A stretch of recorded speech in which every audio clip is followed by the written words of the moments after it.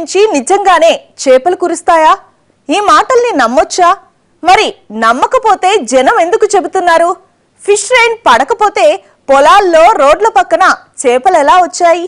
ఈ చేపల వాన వెనక పెద్ద సైన్స్ ఉందని అంటున్నారు సైంటిస్టులు. ఈ ఫిష్ రైన్ విషయంలో కొన్ని అపోహలు ఉన్నాయంటూనే సాధ్యం కావడానికి 2-3 ఛాన్సులు ఉన్నాయని అంటున్నారు సైంటిస్టులు. చేపల వాన అదేంటి? ఈ మాట వింటేనే జనం ఆశ్చర్యపోతున్నారు. ఆకాశం నుంచి చేపలు ఎలా పడతాయి? నీళ్లల్లోంచి నిమిషం బయటకు తీస్తేనే చచ్చిపోయే చేపలు ఆకాశంలో ఎలా బతుకుతాయి? నీళ్ళలో ఆక్సిజన్ తీసుకునే బతకాలి. అట్లా పైన క్లౌడ్స్లో నీళ్లు ఉండవు, కానీ ఓన్లీ వాటర్ వేపర్ ఉంటుంది. వాటిలో ఉన్న ఆక్సిజన్ పర్సంటేజ్ని అవి తీసుకొని, అంటే అవి పైనుంచి కింద పడకుండా, గ్రావిటేషనల్ ఫోర్సెస్ని అధిగమించి పైనుంచి కింద పడకుండా ఆ మేఘాలలో ఎలా ఉంటాయి అనేది కరెక్ట్ కాదు. అది ఆకాశం నుంచి రాలిపడడం సంగతి సరే, అసలు పైకి ఎలా వెళతాయి?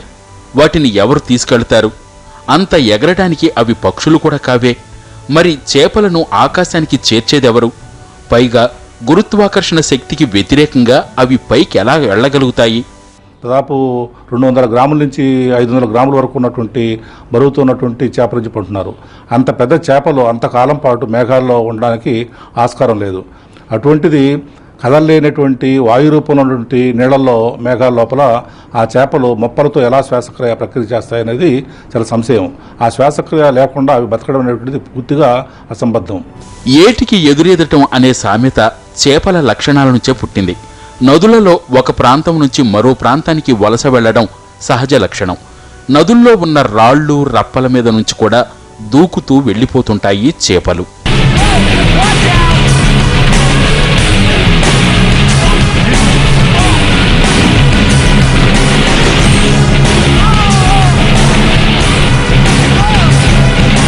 ఇక చేపలకు ఎగిరే లక్షణాలు కూడా ఉంటాయి.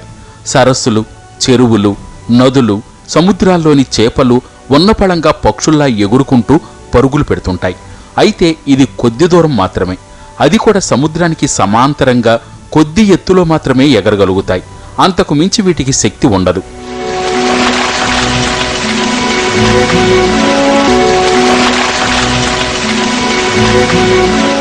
ఇక నీళ్లల్లో ఉన్నట్టుండి చేపలు ఎగురుకుంటూ మనుషులు, జంతువులపై దాడి చేయటం ప్రపంచవ్యాప్తంగా కనిపించే దృశ్యం.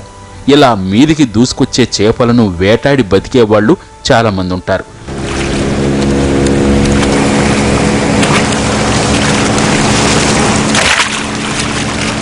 నదులు, కాలువల ఆనకట్టల వద్ద ఏటికి ఎదురీదుతున్న చేపలను వలలతో పట్టేసుకోవటం చాలా ప్రాంతాల్లో ఉంది. వర్షం సమయంలో ఇలా ఎదురీదుకుంటూ వచ్చిన చేపలు వరద తగ్గటంతో పొలాల్లో, రోడ్లపైన చిక్కుకుపోతాయి. వీటినే కొంతమంది ఆకాశం నుంచి పడిన చేపలుగా భ్రమపడతారు. రాత్రి వానకి చేపలు పడ్డాయండి చేలలో. రాత్రి నుంచి పడుతూనే ఉన్నాయి. ఉదయం నుంచి వేస్తున్నాం. ఆకాశం నుంచి పడుతున్నాయి, పైన వాన నుంచి పడుతున్నాయి. పైనుంచి వర్షం కూసింది. వర్షానికి మేము ఏర్కొచ్చుకున్నారు పిల్లగాళ్ళు. ఇంత ఏర్కొచ్చారు, పెద్ద వర్షం పడుతుంది. వర్షానికి ఆకాశం నుంచి చేపల ప్రవాహంపై వాస్తవాల కన్నా భ్రమలకే ఎక్కువ అవకాశం ఉందంటున్నారు. పైనుంచి చేపలు పడ్డాయని చెప్పుకోవడం, ప్రచారం చేయటం క్రేజీగానే అనిపించినా అందులో వాస్తవికతను సైంటిఫిక్ గానే చూడాలంటున్నారు సైంటిస్టులు.